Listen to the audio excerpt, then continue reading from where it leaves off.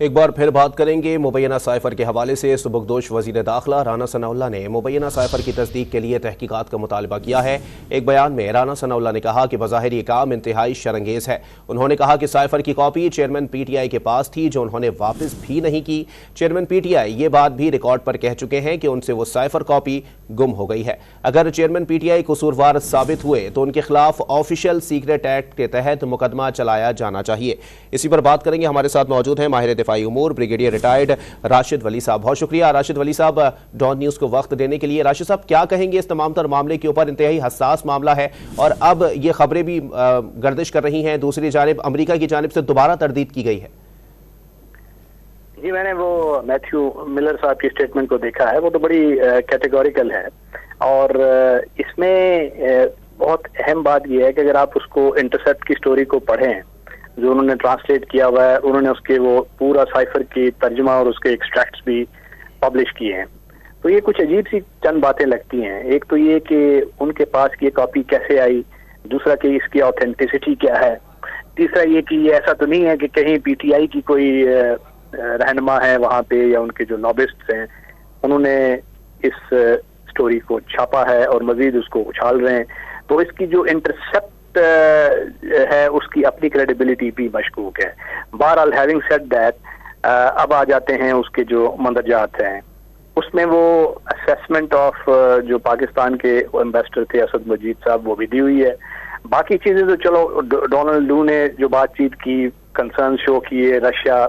Visit کے حوالے سے اور پاک یو ایس تعلقات کے حوالے سے، تو وہ ایک normal channels of diplomatic interaction ہوتی ہیں، مگر اس میں وہاں پہ جو چیز اس میں وہاں نہیں ہونی چاہیے تھی وہ ہمارے جو ایمبیسڈر ہیں ان کی اپنی اسیسمنٹ ہے جو انہوں نے اپنی ملک کو بھیجی ہے، جس میں انہوں نے سفارشات کی ہیں کہ جی یہ ہمارے جو اس کی ٹون اینڈ ٹینور تھا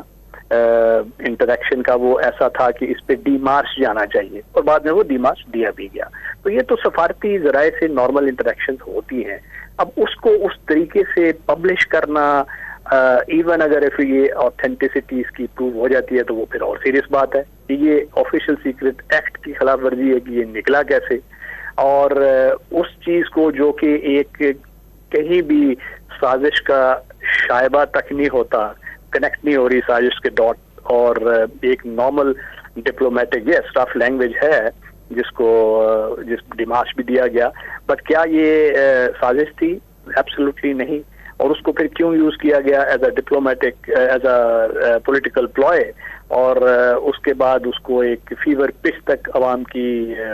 ایکسپیکٹیشنز کو اور سینٹیمنٹس کو لے جایا گیا، اور اس کے بعد اسے یو ٹرن لے لیا گیا کہ نہیں یہ اب it was not America's doing, یہ تو اسٹیبلشمنٹ کی ڈوئنگ تھی۔ تو یہ تضادات سے بھرپور ایک مجموعہ ہے، یہ اس کا تسلسل ہے۔ اب وہ سائفر کہاں ہے؟ وہ کہتے ہیں کہ اگر وہ ان سے گم ہو گیا ہے جس کی تحقیق ہونی چاہیے، وہ گم کیسے ہو گیا ہے، اور یہ ان کے پاس انٹرسیپٹ والوں کے پاس یہ تفصیلات کیسے آئیں،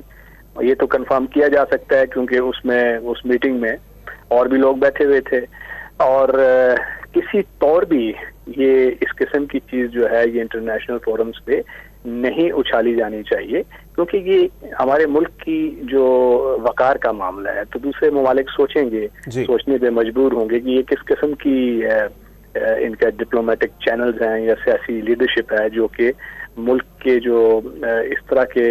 حساس نوعیت کی انٹریکشنز ہوتی ہیں اس کو تشدد بام کر رہے ہیں، اس کو ایز پولیٹیکل مقاصد کے لیے استعمال کر رہے ہیں۔ تو میرا خیال میں